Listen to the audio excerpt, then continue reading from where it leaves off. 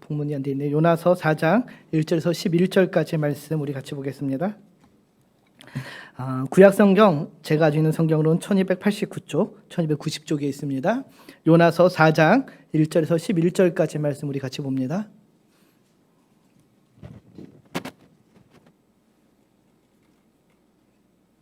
요나서 4장 1절에서 11절까지 우리 같이 보겠습니다. 요나서 4장입니다. 1절에서 10절 1289쪽에 있습니다. 구약성경. 우리 찾으셨으면은 한 절씩 교독하고 마지막 11절은 같이 읽겠습니다. 제가 먼저 1절 읽겠습니다. 요나가 매우 싫어하고 성내며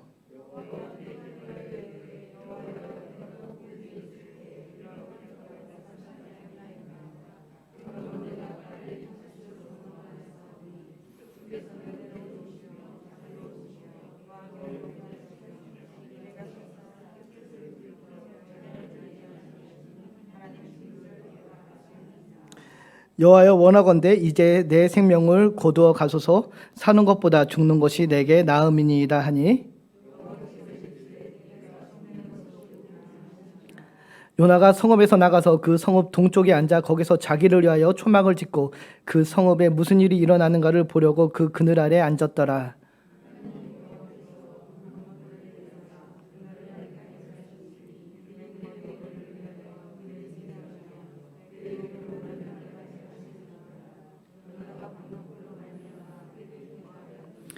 하나님이 벌레를 예비하사 이튿날 새벽에 그 박넝쿨을 갉아먹게 하심에 시드니라.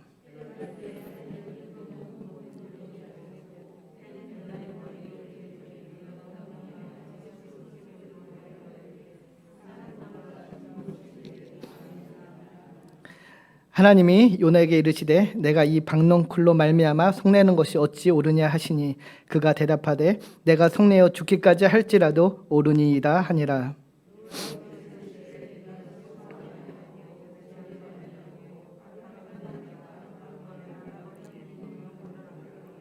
같이 있습니다. 하물며 이 큰 성읍 니느웨에는 좌우를 분별하지 못하는 자가 12만 명이요 가축도 많이 있나니 내가 어찌 아끼지 아니하겠느냐 하시니라.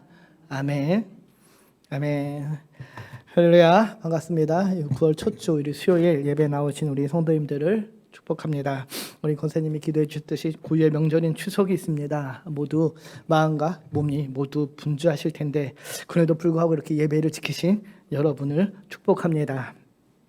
9월 첫째 주입니다. 참 시간이 빠르게 지나갑니다. 제가 지난 주일에 우리 학생부 아이들하고 이제 설교를 하면서 시간이 참 빨리 흐른다라고 얘기했더니 우리 학생들은 잘 공감을 못합니다.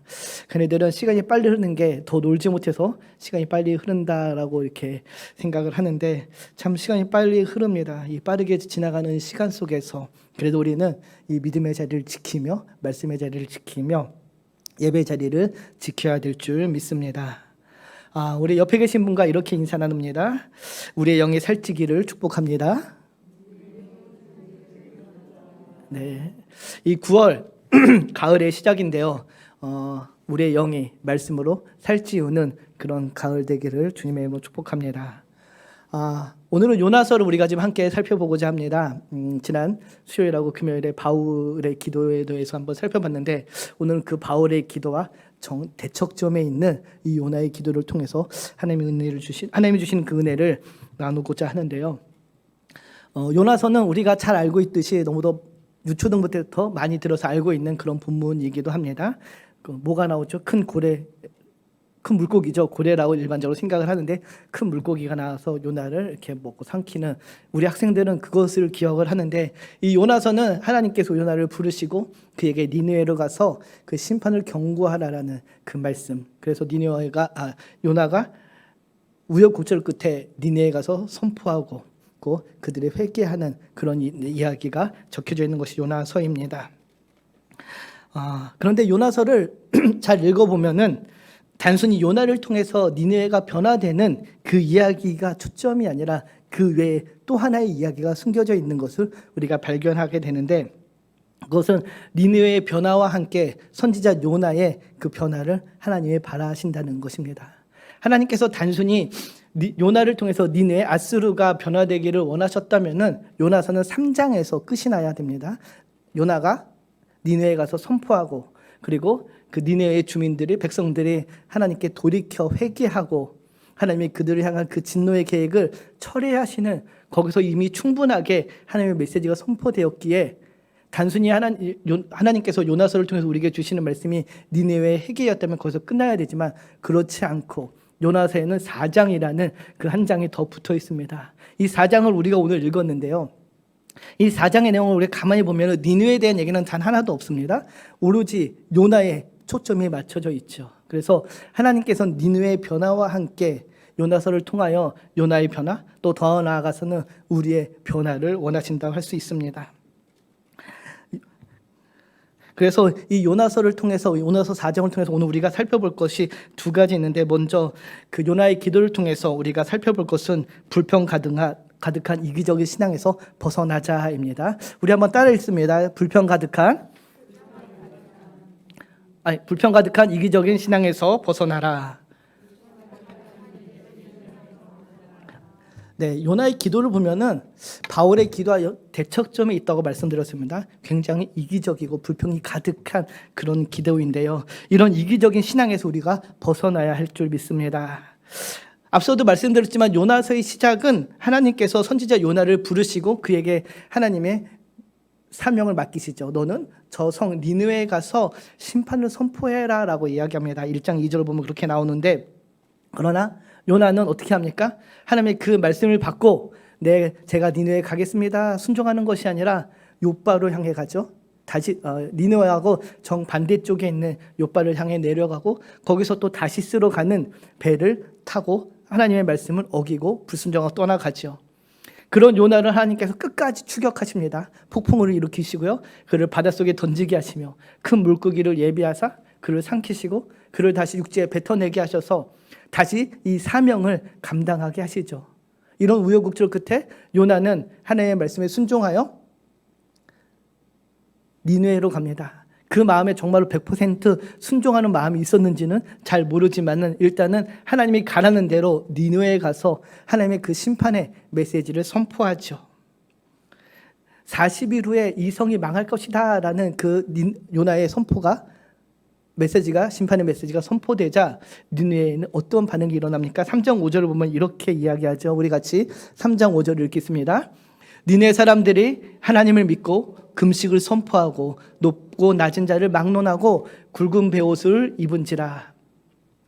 니느웨 사람들이 요나의 그 심판의 메시지를 듣자 하나님을 믿었다라고 이야기합니다. 하나님을 믿었다. 하나님의 그 심판의 메시지를 믿었다는 것이죠. 그리고 금식을 선포하고 지구화를 막론하고 다 굵은 베옷을 입었다라고 이야기합니다. 이 굵은 베옷을 입었다 하는 것은 회개했다는 것이죠. 그들이 돌이켜 금식하고 회개를 선포하고 하나님 앞에 자복하고 회개합니다.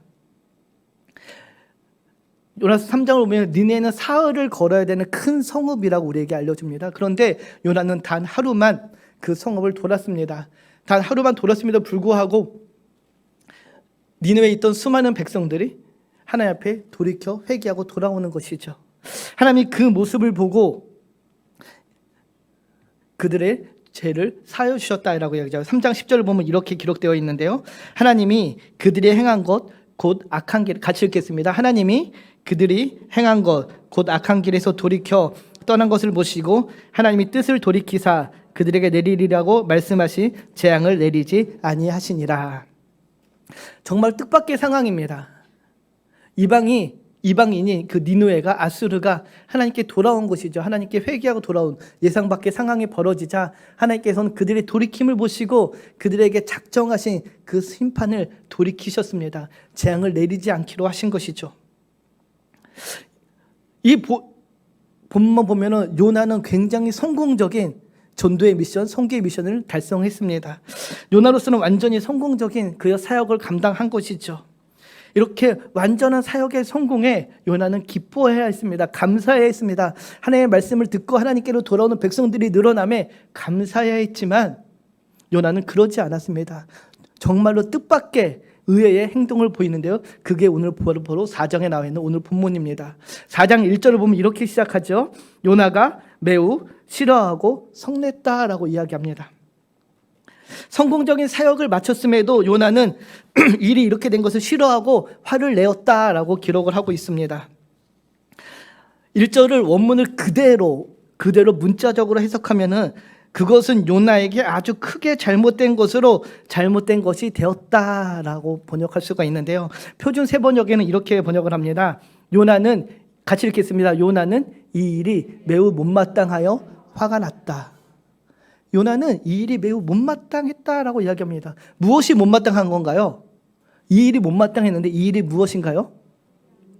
그렇죠. 자신의 메시지를 듣고 니느웨가 회개하고 돌아온 것, 그로 말미암아 하나님의 심판이 철회된 것을 굉장히 못마땅하고 그가 화가 났다라고 이야기합니다. 하나님께서 심판을 돌이키시는 그 상황이 요나는 받아들일 수가 없는 것이죠.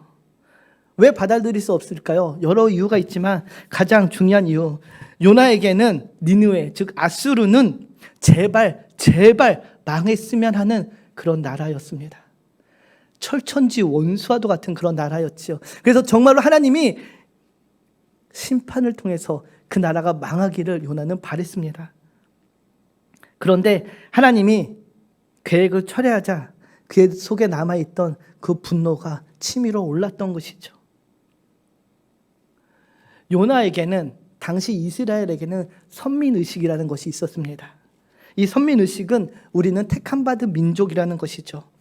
그 택함받은 민족이라는 그 자긍심이 있었는데 그 자긍심이 우리만 구원받은 백성이라는 신학적 오류를 갖게 만들었습니다. 요나를 포함한 이스라엘 백성들에게는 우리는 택함받은 백성, 구원받은 백성이고 우리를 제외한 다른 모든 민족, 이방인들은 짐승과도 같고 하나님의 심판을 받아도 마땅하다라고 생각했던 그런 민족들이었습니다. 그들에게 이방인은 구원의 대상이 아닌, 요나에게 이방인은 구원의 대상이 아닌 오직 하나님의 심판의 대상일 뿐이었습니다. 그런 심판의 대상을 향해 메시지를 선포한 것도 마음에 안 드는데 그 메시지를 듣고 그들이 돌아오자 하나님께서 그 계획을 철회하니까 그의 마음속에 남아있던 그 화가 치밀어 올랐던 것입니다. 그리고 그는 다음과 같이 기도하죠. 2절 3절인데요. 표준 세번역으로 제가 준비했습니다. 우리 같이 화면을 보면서 읽겠습니다. 그는 내가 고국에 있을 때에 이러하겠다 말씀하지 아니하였나이까? 그러므로 내가 빨리 다시스로 도망하였사오니. 다음요. 주께서는 은혜로우시며 자비로우시며 노하기를 더디하시며 이내가 크시사 뜻을 돌이켜 재앙을 내리지 아니하시는 하나님이신지를 내가 알았음이니이다. 여호와여, 원하건대 이제 내 생명을 거두어 가소서. 사는 것보다 죽는 것이 내게 나음이니이다 하니. 아멘. 제가 표준 세번역으로 준비를 하려고 했는데 자막에는 그냥 개역개정을 올렸네요. 그는 주님께 이렇게 기도하며 알았습니다. 내가 고국에 있을 때 이렇게 될 것이라고 이미 말씀드리지 않았습니까? 이 2절 3절의 기도를 제가 제 표현으로 표현하면은, 주님, 내가 이래서 안 간다고 하지 않았습니까? 주님은 은혜가 많고 자비로우시고 좀처럼 화도 잘 안 내시기 때문에 또 그 사랑이 너무도 깊고 넓어서 저는 주님이 니네를 심판할 것이라고 전혀 생각하지 않았습니다. 그래서 제가 그냥 다시스로 간 거 아닙니까? 그런 나를 붙잡아서 이곳에 와서 메시지를 선포하게 하시니, 보십시오, 제 예측대로 주님 심판하지 않으셨습니다 라고 이렇게 주님께 따지고 있는 것입니다. 사랑하는 성도 여러분, 우리가 방금 읽은 이 2절 요나의 그 불평 섞인 그 기도의 내용을 가만히 들여다보면은 요나는 지금 무엇으로 화내고 있습니까? 하나님의 선하심 때문에 화를 내고 있습니다. 선하신 하나님의 성품으로 인해 불평과 불만이 그 안에 가득 차 있는 것이죠. 방금 읽은 이 2절에 요나가 이야기한 그 하나님의 성품은 출애굽기에서 하나님께서 친히 말씀하신 하나님의 성품인데요. 출애굽기 34장 6절에 보면 이렇게 하나님이 말씀하십니다. 같이 읽겠습니다. 여호와께서 그의 앞으로 지나시며 선포하시되 여호와라 여호와라 자비롭고 은혜롭고 노하기를 더디하고 인자와 진실이 많은 하나님이라. 여호와라 여호와라 자비롭고 은혜롭고 노하기를 더디하고 인자와 진실이 많은 하나님이다 라고 하나님께서 선포하시죠. 이 하나님의 선포하심으로 인해서, 하나님의 성품으로 인해서 지금 요나가 화를 내고 있습니다. 하나님께서 지금 이렇게 출애굽기 34장에서 이스라엘 백성을 향해 하나님의 성품을 드러내시는데요. 지금 이 34장 본문을 받은 그 배경 우리가 조금 이해를 해야 됩니다. 이 34장은 모세가 시내산에서 하나님으로부터 두 번째 돌판을 받을 때입니다. 첫 번째 돌판을 받을 때 이스라엘 백성은 하나님을 섬기는 것에서 실패하죠. 모세가 시내산에 올라가서 하나님의 말씀을 받고 있는 그 동안 밑에서 이스라엘 백성은 모세를 기다리다 지칩니다. 그리고 32장 1절을 보면 이렇게 기록하고 있는데요. 백성이 모세가 산에서 내려옴이 더딤을 보고 모여 백성이 아론에게 이르러 말하되 일어나라 우리를 위하여 우리를 인도할 신을 만들라. 이 모세 곧 우리를 애굽 땅에서 인도해낸 사람은 어찌 되었는지 알지 못한다라고 이야기하죠. 모세가 시내산에서 지금 하나님의 말씀을 받고 있는 그 시간 동안 이스라엘 백성들이 모세를 기다리고 있었는데 기다리다 지친 겁니다. 그래서 어떻게 하죠? 아론을 불러서 우리를 위해서 우리를 인도할 신을 만들어 달라고 이야기하죠. 저들의 요청에 아론은 금귀고리를 가지고 금송아지를 만들어냅니다. 그리고 32장 4절을 보면 이렇게 이야기하죠. 아론이 그들의 손에서 금고리를 받아서 조각칼로 새겨 송아지 형상을 만드니 그들이 말하되 이스라엘아 이는 너희를 애굽 땅에서 인도하여 낸 너의 신이로다 하는지라. 지금 모세는 시내산에서 하나님의 말씀을 십계명을 받았습니다. 너는 나 외에 다른 신을 섬기지 마라. 땅에 있는 모든 형상이나 바다에 있는 그런 형상들로 우상을 만들지 말라라는 하나님의 계명을 받고 있는 그 상황에 지금 이스라엘 백성은 우상을 만들고 그것을 섬기게 되었죠. 이것이 이 금송아지가 우리를 인도해낸 여호와 하나님이다라고 지금 이야기하고 있는 것이죠. 이 사건으로 말미암아 하나님께서 진노하십니다. 그리고 모세에게 이야기하죠. 내가 이스라엘 백성을 다 멸하고 너를 통해서 새로운 이스라엘을 만들겠다 이야기하죠.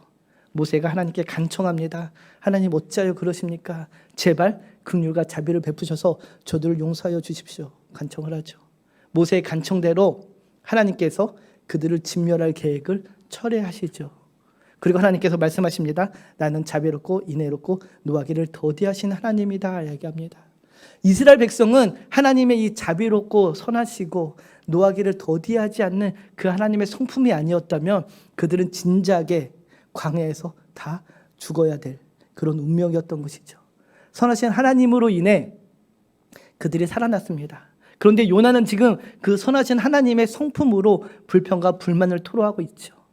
그 선하신 하나님이 우리 민족에게 작동할 때에는 감사와 은혜로 받을 수 있지만 나를 제외한 이방인에게 그 은혜가 작동될 때는 그게 은혜가 아니라 나에게 분노로 작동하고 있는 것입니다. 요나에게 있어서 하나님은 이스라엘의 하나님이어야 했습니다. 이스라엘만의 하나님이어야 했습니다. 자신만의 하나님이어야 했죠. 이방인들이 아닌 오직 택함을 받은 하나님이어야 했기에 지금 요나는 그 선하신 하나님으로 말미암아 불평과 불만을 토로하며 하나님께 이런 불평의 기도를 드리고 있는 것이죠. 사랑하는 성도 여러분, 앞서도 말씀드렸지만은 요나에게는 이스라엘 민족에게는 선민사상이라는 선민의식이라는 잘못된 신학적 오류를 갖고 있었습니다. 그들은 하나님께서 자신들을 택하시고 자신들만을 구원하셨다라고 생각을 했지만 그렇지 않습니다. 하나님께서 처음에 아브라함을 택하시고 부르셔서 이스라엘의 믿음의 조상으로 삼으실 때 분명 이렇게 말씀하셨습니다. 12장 2절 보면 이렇게 이야기하죠. 창세기입니다. 우리 같이 읽겠습니다. 내가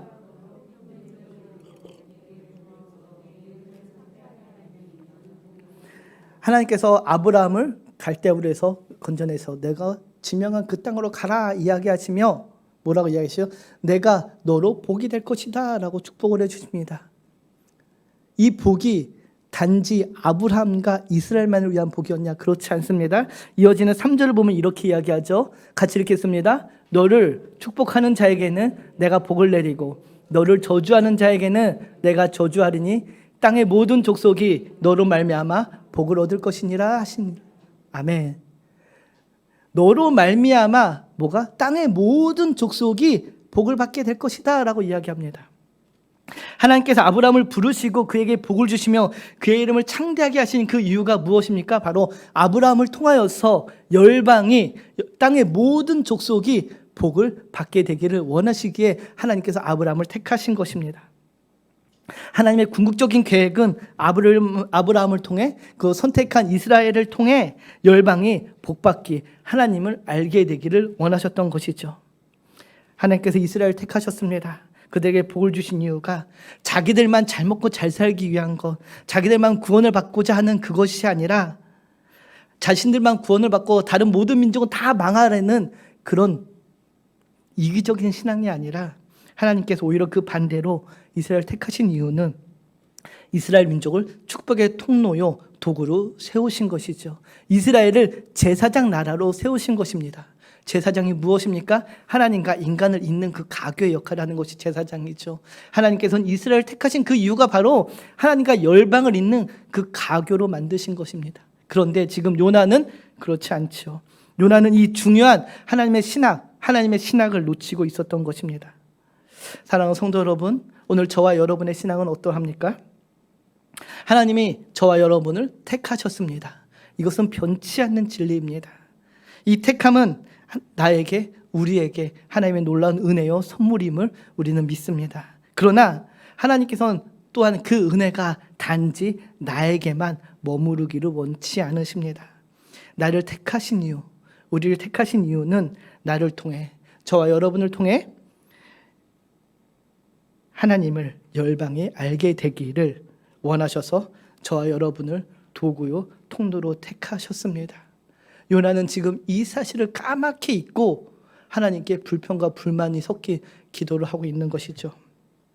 사랑하는 성도 여러분, 오늘도 놀라운 구원의 통로요 도구로서의 그 사명을 온전히 감당하시기를 주님의 이름으로 축복합니다. 이기적인 신앙에서 벗어나서, 나만 잘 되는 신앙에서 벗어나서 이제 우리의 기도가 하나님의 나라와 열방을 향해 나아가야 될 줄 믿습니다. 오늘 이 밤 우리가 기도할 때에 이런 이기적인 불평 가득한 신앙에서 벗어나서 하나님 나라를 품고 기도하는 이 밤 되기를 축복합니다.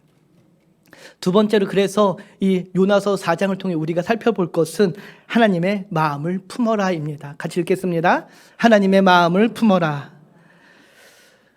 하나님께서는 요나에게 이렇게 이야기합니다. 요나가 성을 내자 4절 보면은 이르시죠. 내가 성내는 것이 옳으냐. 주님께서는 묻습니다. 네가 왜 성을 내냐? 왜 화를 내냐? 라고 묻습니다.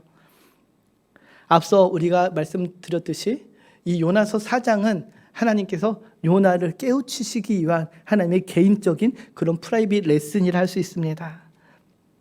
이제 그 레슨은 하나님의 교훈이 5절부터 이제 주어지는데요. 아주 시청각적으로 완전히 비주얼하게 보여줍니다. 먼저 5절을 보면은 요나가 이렇게 행동을 하죠. 같이 읽겠습니다. 요나가 성읍에서 나가서 그 성읍 동쪽에 앉아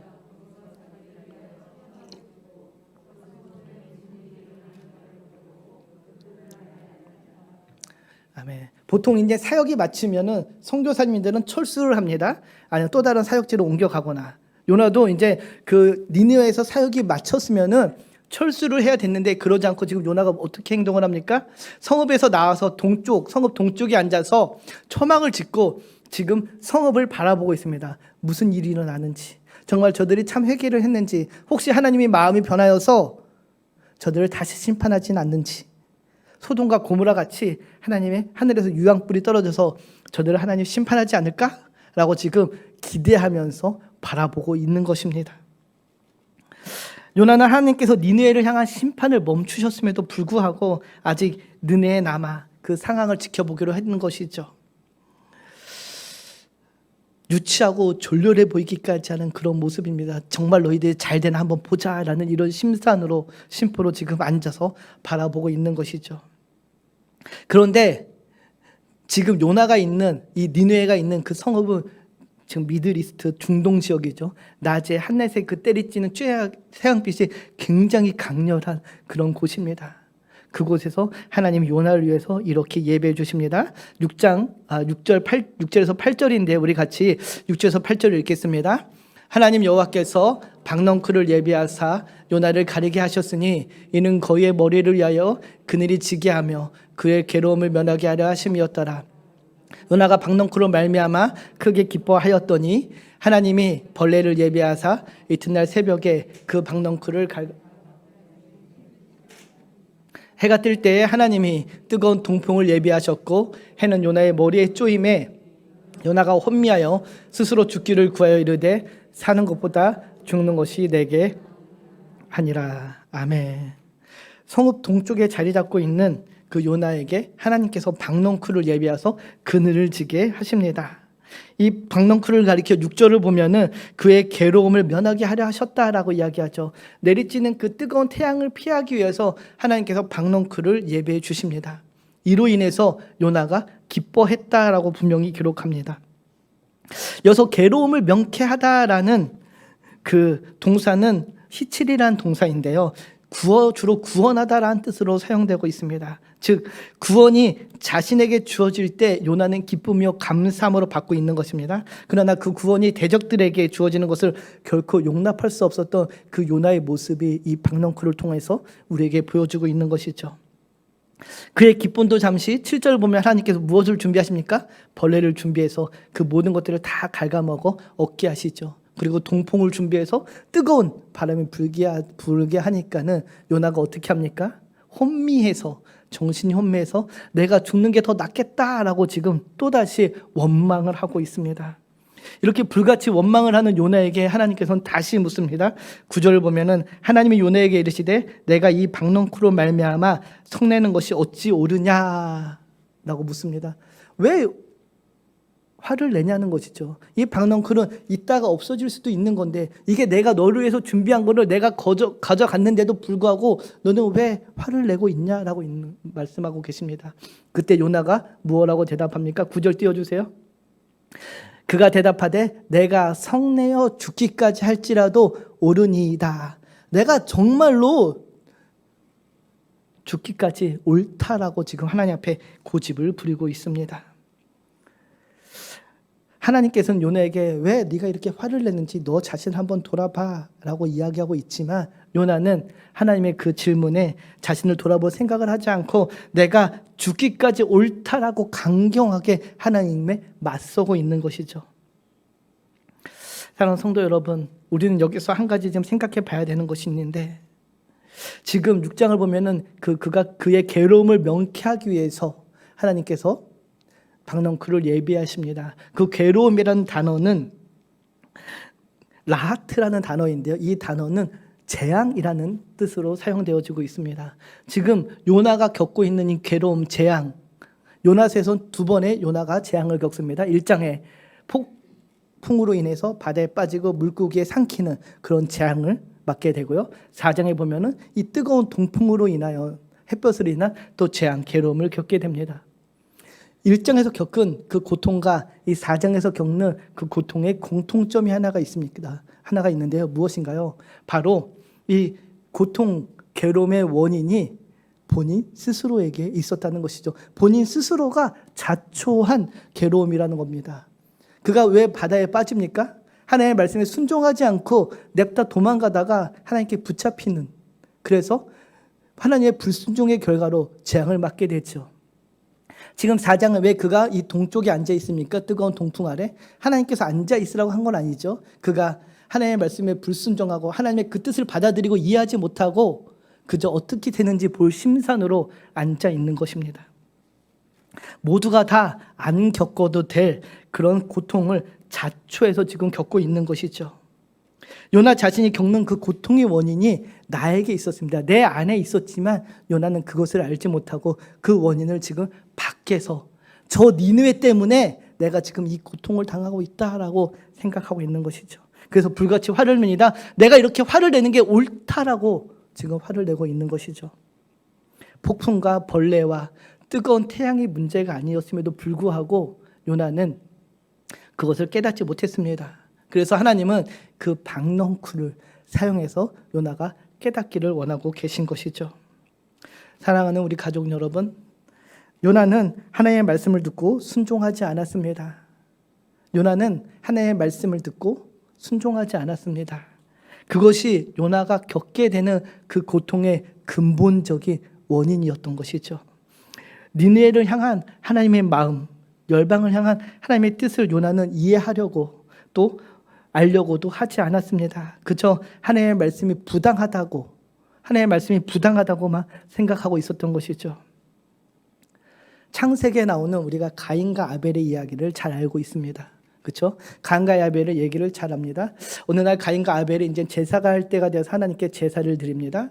가인도 제사를 드리고요. 아벨도 제사를 드리는데 하나님께서는 아벨의 제사만 받고 가인의 제사를 받지 않죠. 그때 가인이 화를 냅니다. 분노하죠. 하나님께서 왜 화를 내냐, 네 안에 그 죄의 모습을 보라라고 이야기하지만 가인은 자신의 안에 있는 그 화를 다스리고 죄를 봐야 됐지만 그러지 못하고 그 분노의 원인을 어디서 찾습니까? 밖에서 찾게 됩니다. 그리고 그 분노를 동생 아벨에게 쏟아내죠. 그를 죽이는 것이죠. 가인의 문제는 아벨에게 있지 않았습니다. 가인의 문제는 가인 안에 있었는데 가인은 그걸 몰랐던 것이죠. 지금 요나도 마찬가지입니다. 내가 화를 내는 것이 옳으냐라는 이 하나님을 향한 하나님의 질문은 우리가 그토록 화를 내는 그 분노의 이유, 화를 내는 이유가 밖에 있지 않고 우리 안에 있다는 것을 너희가 알기 원한다라고 지금 이야기해 주신 것입니다. 사랑하는 성도 여러분, 오늘 우리가 그토록 화내며 분노하는 것들이 있습니까? 혹시 그것들 중에 잘 되는 나가 있지 않는지요? 번영하고 번성하는 나로 인해서 화를 내고 있지 않는지요? 내 안에 채워지지 않는 욕심이 있어서, 내 안에 해결되지 않는 그 욕심이 있어서 혹시 화를 내고 있지 않은지 우리가 돌아봐야 합니다. 우리는 대부분 그 화의 분노의 이유를 밖에서 찾으려고 합니다. 그러나 오늘 하나님은 말씀하시죠. 네 안의 모습을 먼저 돌아보라고. 내 안에 욕심이 있어서 채워지지 않는 그 욕심이 있어서, 탐욕이 있어서 우리는 화를 냅니다. 불평을 합니다. 불만을 쏟아냅니다. 그 불평과 불만을 어디서 찾습니까? 밖에서 원인을 찾지요. 경기가 안 좋아서, 누가 안 좋아서, 누가 무서워를 해서, 여러 가지 이유를 찾으려고 합니다. 그런데 하나님은 오늘 우리에게 말씀하십니다. 너의 화의 이유는 네 안에 있는 채워지지 않는 너의 탐욕, 네 생각 때문이라고 이야기하시죠. 요나가 화를 내는 것도 마찬가지입니다. 그 안에 자신의 꺾이지 않는 생각이 있었기에, 하나님의 말씀을 바르게 받아들이지 못하고 하나님의 마음을 품지 못하였기에 그는 지금 화를 내고 있는 것이죠. 수많은 생명이 닿는 일에도 무감각하면서 나 자신의 안락과 안위를 위해서는 그래도 기뻐하고 분노하는 요나의 모습이 오늘 우리의 모습이 아닌지 오늘 돌아보기를 소망합니다. 오늘 이전에 우리가 기도할 때에 나를 분노케 하고 화나게 하는 것들이 있다면 그것들을 온전히 내려놓고 하나님의 뜻과 하나님의 마음을 품는 저와 여러분이 되기를 축복합니다. 이렇게 불같이 화를 내는 요나에게 하나님께서는 10절 11절에 다음과 같이 이야기하십니다. 우리 같이 마지막으로 10절 11절을 읽겠습니다. 여호와께서 이르시되 내가 수고도 아니하였고 재회도 아니하였고 하룻밤에 났다가 하룻밤에 말라버린 이 박넝쿨을 아꼈거든. 하물며 이 큰 성읍 니네에는 좌우를 분별하지 못하는 자가 12만 명이요 가축도 많이 있나니 내가 어찌 아끼지 아니하겠느냐 하시니라. 아멘. 요나는 하나님의 백성인 자신들에게만 하나님의 은혜가 있어야 한다고 생각하고 믿었습니다. 좌우를 분별하지 못하는 그 니느웨를 향한 하나님의 마음을 알지 못했던 것이죠. 그러나 하나님은 달랐습니다. 하나님의 마음은 달랐죠. 하나님의 마음은 어떤 마음입니까? 누가복음 15장 7절에 보면 이렇게 우리에게 알려주십니다. 같이 읽겠습니다. 내가 너희에게 이르노니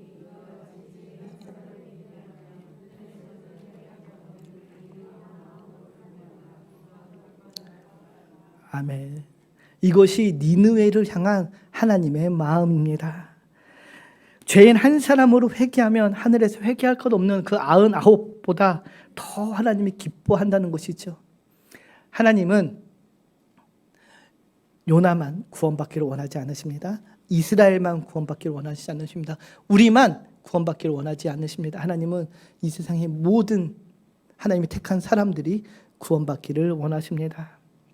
요나의 잘못은 자신의 생각에 빠져서 하나님을 잘 알지 못했다는 것이죠. 자신이 알고 있는 그 하나님을 하나님으로 한정하고 하나님을 이해하려고 했습니다.